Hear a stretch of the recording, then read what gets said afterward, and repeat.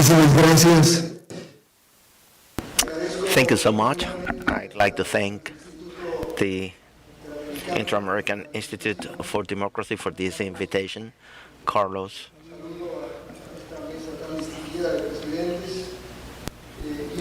President, Chairman, and especially a President, was his boss, but now he's back my boss. That is Luis Guillermo Solis, Director of our Latin American Studies Center. This seminar is extremely important.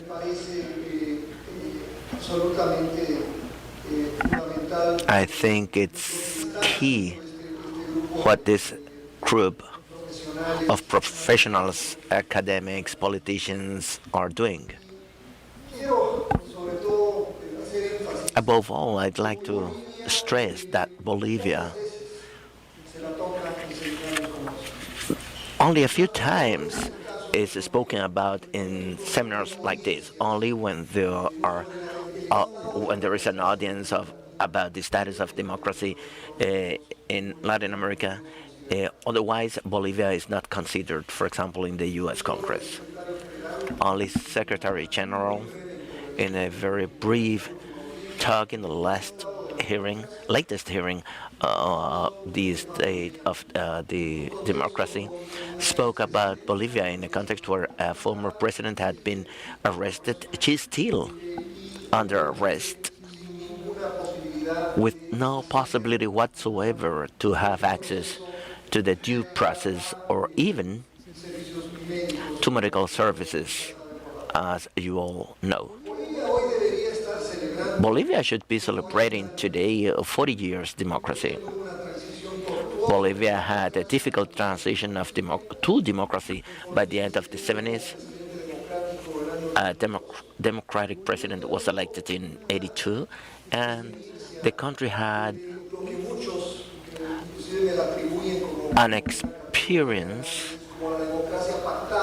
as some call it, pact democracy, where the parties, through coalitions, governed, ruled, and tried to deal with serious problems such as hyperinflation of 26,000% in 2004-2005. That democracy process, however, in my opinion, ended by the beginning of the 21st century. By doing so, I mean that probably the most appropriate day to understand this is the process faced by Bolivia around year 2000, 2003, when it was harassed by some popular movements, including Evo Morales and other movements. They eventually ended with this pact democracy, as they characterized it, a democracy that tried and was able to do what Bolivia needed the most, that was to restructure the economy and to create conditions so that in the 20th century Bolivia was able to grow economically. As Machiavelli said, that in policy there should be a mix of luck or of fortune and talent. So Evo Morales was fortunate in 2005, thanks to the investment conducted in the drilling of natural gas and oil. Bolivia became an important country to export, especially to Argentina and Brazil. Thanks to those investments, Bolivia was able to grow during or under Evo Morales' administration. Many analysts speak about the miracle under Evo Morales, but actually that was a result of the investments that were performed at least in the previous 20 years. That's important to understand. Many justify the authoritarianism of Evo Morales with the economic achievements that were attributed to his administration for 14 years. I'd like to stress something. When Evo Morales arrived at the presidency in 2005, He had a project to build an hegemonic party, as Luis Galeano said before, very properly, to use the rules of the democratic game to convert democracy in something very different. Authoritarianism, one party, political party, authoritarianism with the concentration of power in the executive.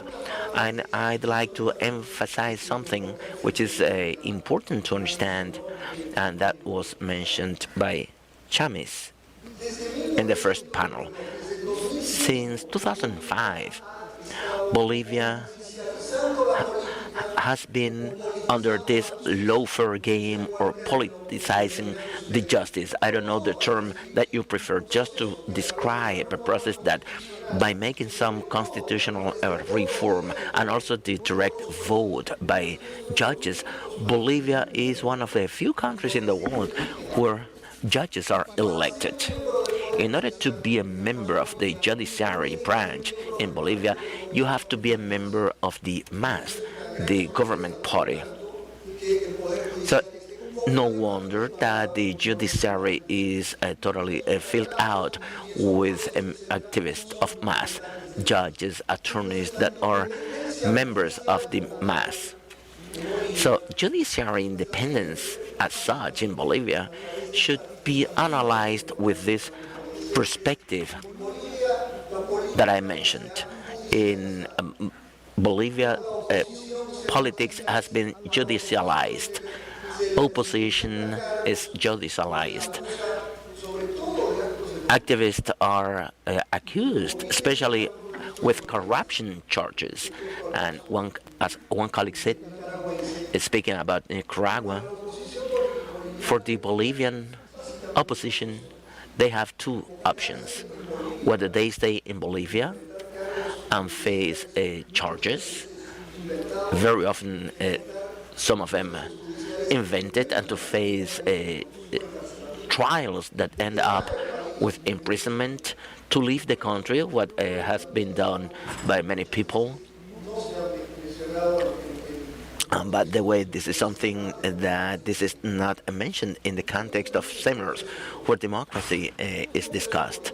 In Bolivia, they were political prisoners for 14 years, and they were political exiles for 14 years. And after Luis Arce's victory in last October, we are back in that process where several Bolivian fellows are leaving the country because they are feeling threatened by trials with that unique judiciary system. But there is another perspective, and this is just to wrap up. Evo Morales built this system with a majority, and I'd like to emphasize this. Luis Arce won with a 55% of the voters. These are majorities for sure, but as Chamis said, Hector Chamis said in the first panel, democracy is all about with something that were mentioned at some point in time, and that is that democracy is based especially in the respect of minorities. Minorities didn't win the election in Bolivia, that's okay, but democracy, the full democracy, depends on how majority deals with the minorities. This is a great debate in the U.S. democracy, and it's always been like that. That's why we have built a protection of the rights of minorities in this country. But in majorities systems, like in Bolivia, where the majority needs to feel the minorities as being submissive to them, it's very complicated to fight. What I and my colleagues sometimes fall in this trap, that is to give an adjective to democracy. What do I mean by this? We have been qualifying these majorities, quote, as the ones we have seen in Bolivia, Venezuela, or Nicaragua, as delegations, democracies, or illiberal democracies, as mentioned by Farid Sakaya, or a more interesting term, competitive authoritarianism, quote. And this hides a reality, and at the same time, this allows to build an international support system. And I'd like to wrap up with this remark. Evo Morales and now Luis Arce at the MAS party have been able to stay in power to do what they are doing, not just because they built a domestic control system, but because during these 2 decades they received a very strong international support system. They had the support of almost all Latin America, and including OAS. Mr. Secretary had some lucid and non-lucid times in terms of Bolivia, and that's why I believe, just taking advantage of your attendance here, I have to say that democracy in Bolivia, the only way to rethink democracy in Bolivia, or maybe, I don't know, to think that in Bolivia at some point in time there will be a better judiciary system with a larger participation of opposition, that time is too far with the international environment we have today.